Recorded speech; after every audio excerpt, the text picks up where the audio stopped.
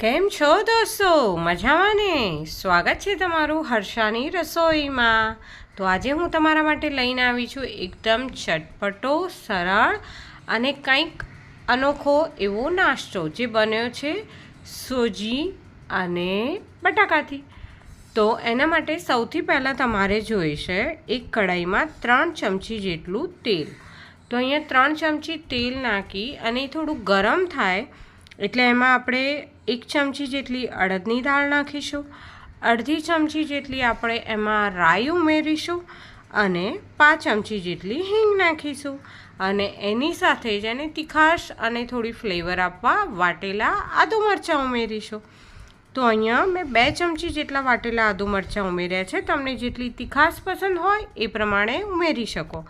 અને સાથે આપણે જેટલો સોજી લેવાનો છે એનાથી ડબલ બમણું પાણી એટલે કે 2 વાટકી જેટલું પાણી લીધું છે અને એમાં આપણે ઉમેરીશું થોડા ચીલી ફ્લેક્સ જે એને વધારે ફ્લેવર બી આપશે અને તીખાશ પણ આપશે. હવે આ પાણી ઉકળી જાય એટલે એમાં આપણે 1 ચમચી મીઠું ઉમેરીશું અને 1 વાટકી જેટલો સોજી ઉમેરીશું.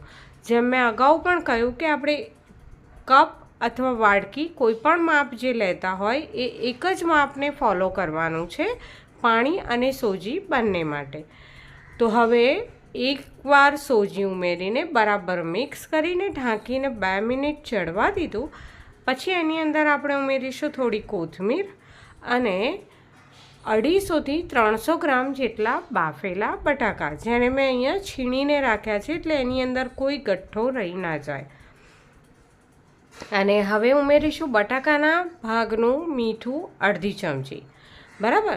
અને પછી એને સરસ રીતે મિક્સ કરી લઈશું અને એને એક બાજુ પર રાખી મૂકીશું જ્યાં સુધીમાં એ થોડું ઠંડુ થઈ જાય.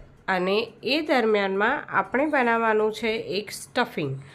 તો આ જે નાસ્તો છે ને એ બહુ ટેસ્ટી છે, તમે જરૂરથી એકવાર ટ્રાય કરજો. તો સ્ટફિંગ માટે સૌથી પહેલાં આપણે લઈશું 50 ગ્રામ જેટલી ચીઝ અને 75થી 100 ગ્રામ જેટલું પનીર.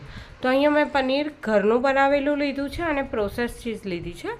તમે મોઝરેલા ચીઝ પણ લઈ શકો. એની સાથે આપણે એમાં વાટેલા આદુ મરચાં, કોથમીર અને 1/2 કપ જેટલું ઝીણું સમારેલું શિમલા મિર્ચ અને 1/2 કપ જેટલા બાફેલા મકાઈના દાણા. તો અહીં મેં અમેરિકન મકાઈના દાણા લીધા છે. દેશી મકાઈ હોય તો વધારે બાફવા પડે. સાથે એમાં સ્વાદ અનુસાર મીઠું નાખીશું અને 1 ચમચી જેટલી ખાંડ પણ ઉમેરીશું. અને સાથે ખાંડને બેલેન્સ કરવા માટે અને ચટપટું વધારે બનાવવા માટે 5 ચમચી જેટલો ચાટ મસાલો ઉમેરીશું. અને આ બધી વસ્તુને આપણે રફલી એકવાર ચમચીથી મિક્સ કરી હાથેથી બરાબર ભેળવી અને એને નાના નાના પોર્શન બનાવી લઈશું. નાના નાના ગુલ્લા કહો કે બોલ કહો, તમે કાંઈ પણ બનાવી શકો પણ જ્યાંથી આપણને પેટીસની અંદર સ્ટફિંગ કરવામાં સરળતા રહેશે. હવે આપણે જે બટાકા અને સોજીનું મિશ્રણ બનાવી રાખ્યું હતું ને એ થોડું ઠંડુ થઈ ગયું છે એટલે એને હાથેથી સરસ મસળી અને એમાંથી એક લુઓ લઈ અને હાથમાં તેલ લગાવીને પૂરી જેવું થેપી લેવાનું છે. અને એની અંદર તમે જે સ્ટફિંગનો ગોળો બનાવ્યો હતો એ મૂકી અને એને ચારે બાજુથી સરસ રીતે બંધ કરી લેવાનું છે. ક્યાંયથી પણ સ્ટફિંગ તમારું બહાર ખુલ્લું દેખાવું ના જોઈએ, નહીં તો તમે જ્યારે શેકશો ને ત્યારે ચીઝ બહાર આવવાની શક્યતા રહેશે. હવે જો તમને આ રીતે થોડુંક ટિક્કી બનાવવામાં અનુકૂળતા ના રહેતી હોય તો તમે સ્ટફિંગને પહેલેથી જ ફ્લેટ કરી શકો છો. એટલે કે આવી જ રીતે પૂરી બનાવી અને સ્ટફિંગને પહેલેથી જ તમે પાથરી અને ફ્લેટ કરી દો અને પછી ઉપરનું લેયરથી એને બરાબર સરસ રીતે કવર કરી દો. પણ જેમ મેં અગાઉ કહ્યું એમ ક્યાંયથી પણ સ્ટફિંગ ખુલ્લું ના રહેવું જોઈએ, નહીં તો ચીઝ આપણે જ્યારે ગ્રીલ કરીશું ત્યારે બહાર નીકળી જશે. બરાબર છે ને? તો એ વાતનું ખાસ ધ્યાન રાખજો. અને આ જ રીતે બધી પેટીસ અથવા તો ટિક્કી યા કટલેસ તમે જે નામ આપો એને તૈયાર કરી લેવાની છે. અને હવે એક અહીંયા હું ગ્રીલ પેન લઉં છું. જો તમારી પાસે સેન્ડવિચ ગ્રીલર યા તો ઓટીજીમાં ગ્રીલર હોય તો એમાં પણ તમે કરી શકો છો. તો ગ્રીલ પેનમાં થોડું તેલ લગાવી અને બધી ટિક્કીને બંને બાજુ ઉલટપલટ કરીને સરસ મજાની ગ્રીલ કરી લેવાની છે। તો કેવી લાગી આ રેસીપી તમને?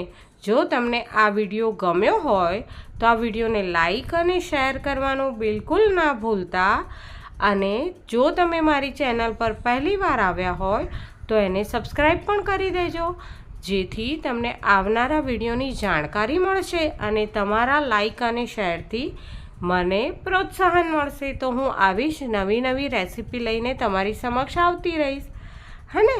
તો આ બધી ટિક્કી તૈયાર છે, જેને મેં અત્યારે આંબલીની મીઠી ચટણી સાથે સર્વ કરી છે। તમે એને લીલી ચટણી સાથે અથવા તો ચીઝ સોસ સાથે પણ સર્વ કરી શકો। તમે જોઈ શકો છો કે ઉપરથી એકદમ ક્રિસ્પી છે, બહુ ઓછા તેલવાળો આ નાસ્તો છે અને નાના બાળકોને પણ એટલો જ ગમશે અને વડીલોને પણ એટલો જ ગમશે। તો હવે આપણે એને ટેસ્ટ કરી જોઈએ। એકદમ મસ્ત બની છે, તો તમારો સહકાર આપતા રહેજો। Thank you for watching.